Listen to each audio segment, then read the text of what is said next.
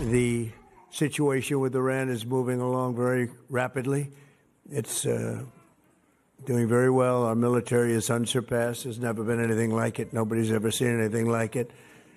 And we're doing what has to be done. Should have been done during a 47-year period. Could have been done by a lot of different people. They chose not to do it. But they really are a nation of terror and hate. And they're paying a big price right now. President Trump continuing to present this war with Iran as an overwhelming success, despite the Iranian regime showing no signs of giving up the fight. We'll bring you a live report from the region in just a moment. Meanwhile, the instability in the Middle East is sending the price of oil higher, driving up gas prices for Americans. Oil up at $100 a barrel yesterday. We'll show you how the president addressed those concerns yesterday. Good morning. Welcome to Morning Joe. It is Friday, March 13th. There is breaking news this morning. The United States military saying 4 service members were killed yesterday when a refueling aircraft went down in western Iraq. No word yet on the status of the 2 other crew members also on board. According to a statement from U.S. Central Command, quote, the circumstances of the incident are under investigation. However, the loss of the aircraft was not due to hostile fire or friendly fire.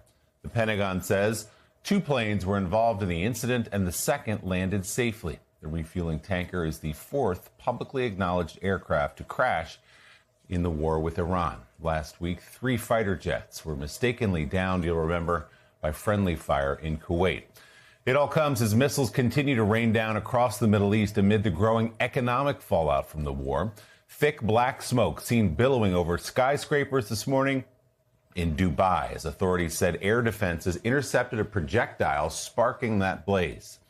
This just one of the many attacks Iran continues to launch across the region. Saudi Arabia says it downed dozens of drones in the early hours today, and damage could be seen in northern Israel as well, where officials say a missile strike caused extensive destruction. Iran also continues to hit oil and energy infrastructure. The New York Times analysis shows at least 16 oil tankers, cargo, and other commercial ships have been attacked in the Persian Gulf since the war began. Israel's Air Force, meanwhile, says it struck more than 200 targets in western and central Iran in the past day or so. And Israel continues to ramp up its bombardment of Beirut, sending smoke into the air near the Lebanese government headquarters and in areas near bars, restaurants, and schools. Israeli Prime Minister Benjamin Netanyahu said yesterday his country's attacks are creating the, quote, optimal conditions for the fall of the Iranian government, before adding, quote, a regime is toppled from within. President Trump issued a new threat to Iran's leaders overnight. He posted on social media just after 12:30 a.m. Eastern time, quote, watch what happens to these deranged scumbags today. That's the president of the United States talking about Iran, also calling it a great honor to kill the Iranian regime.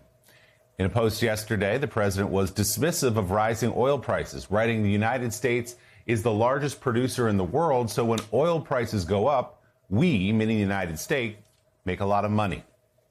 A lot to digest there. Let's bring in the co-host of our 9 a.m. hour, staff writer at The Atlantic, Jonathan Lemire, President Emeritus of the Council on Foreign Relations, Richard Haass, and former spokesperson for the U.S. mission to the United Nations, Hagar Shamali. She also worked at the National Security Council and at the Treasury Department. So, Jonathan Lemire, that was a mouthful there, all the latest news getting people caught up. But from the president's point of view, where you cover every day, he says the war is going exactly to plan. He says it's going well. He says don't worry about oil prices and therefore your gas prices going up. It's well worth the price of taking out the Iranian regime.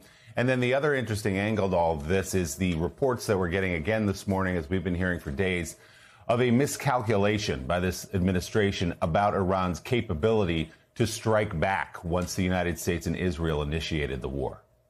Yeah, Trump's rosy assessment of the conflict to this point seems in stark contrast with the reality we're seeing on the ground. No question, the U.S. military and the Israeli military has delivered an extraordinary amount of damage to Iran, its military infrastructure, and the like. But to your point, Willie, there's reporting yesterday that the U.S. officials did not anticipate that Iran would try to close the Strait of Hormuz as part of a counterattack, which seems sort of pretty baffling to many observers of the region. Of course, we know that 20% of the world's oil goes through that very narrow and crucial waterway. Iran has mined it. There are, at least to a degree, with small boats putting mines in those waters. The U.S. has started targeting some of those mine layers, but we believe the count is now 16 or so of these ships have been damaged, and with very little oil going through, although we should note some Iran's still sending to China, that prices are rising. The pain is at the pump here at the United States, and we're seeing it around the world. President Trump says that cost is worth it. We will see, though. The markets have been his one guardrail to this point. If there starts to be a real toll, that could change. But Richard Haass, and we'll get into later in the show some of the incidents of violence that have been brought to our, here in the United States, which may or may not be linked to this, but it comes in certainly during this conflict. And now reports again, more American lives lost. Of course, a tragedy, and we're thinking of their families. Give us your take. We hear the president say it's worth it. We hear the president say there's a plan. His team really pushed back yesterday on my reporting and others, claiming that there wasn't one. There clearly isn't objective goals here laid out or a case sold to the American people. This war is harder, not going as well, perhaps, as Trump thought it might. No, after 2 weeks, you can't avoid that bottom line. Yes, we've diminished, destroyed a large part of Iran's conventional military forces, their ballistic missiles, their Navy, what have you. They can still shoot off drones. They can still put mines out there. They can continue to fight this war. What you're really getting from the administration and from Israel, by the way, is happy talk. We're getting happy talk about how well it's going. And from the Israelis, that regime change is at hand. We can't count on that. And basically, we've got a real problem here. Continued military operations will not get us what we want. We can't open up the straits. We can't, through continued military operations, protect our partners in this part of the world and all their oil refineries and water desalination plants and the rest. We've got a real problem there. Regime change is not at hand. It's bad for the Iranian people. We're not going to get a government that's suddenly going to want to work with us. To the contrary, what we're seeing is the resilience, not just of the clerics, but more important, the guys with guns, the Revolutionary Guards.